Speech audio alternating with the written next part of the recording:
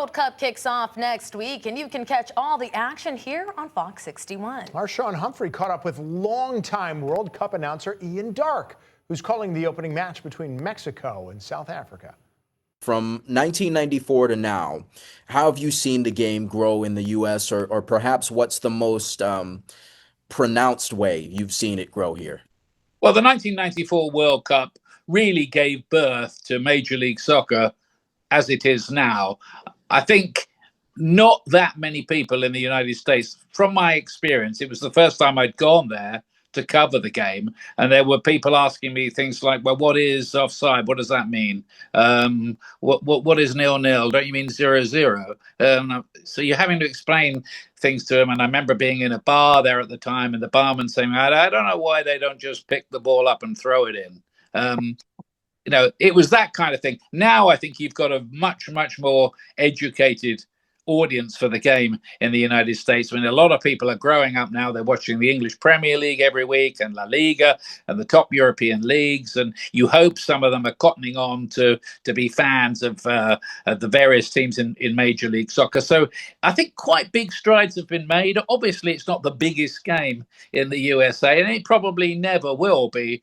But I think the game, if the USA, particularly if the USA do quite well in the tournament, can move on significantly again with this World Cup. How have you seen the spectacle of the sport grow as we go from World Cup to World Cup every 4 years? I mean, it's a global game. It's always been a global game, but it's more connected than ever before with cell phones and social media. How have you seen the spectacle of the sport grow, especially in its biggest event? Well, I think it's grown, hasn't it? Social media has made the game grow, and the improvement of telecommunication around the world and jet travel.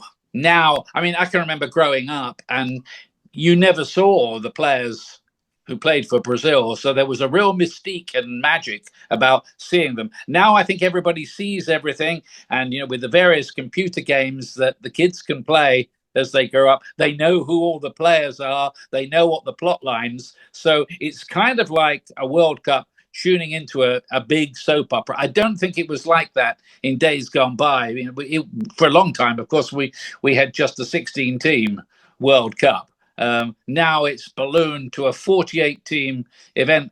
Carries on this way. Pretty soon we're not going to need any qualifiers. They'll just throw everybody in. But you can argue about whether it's now becoming a bit unwieldy. It can't get bigger than 48. But I thought that when they went to 32. But yeah, I mean, obviously it's a massive global event, and there's nothing bigger, really, not even the Olympic Games.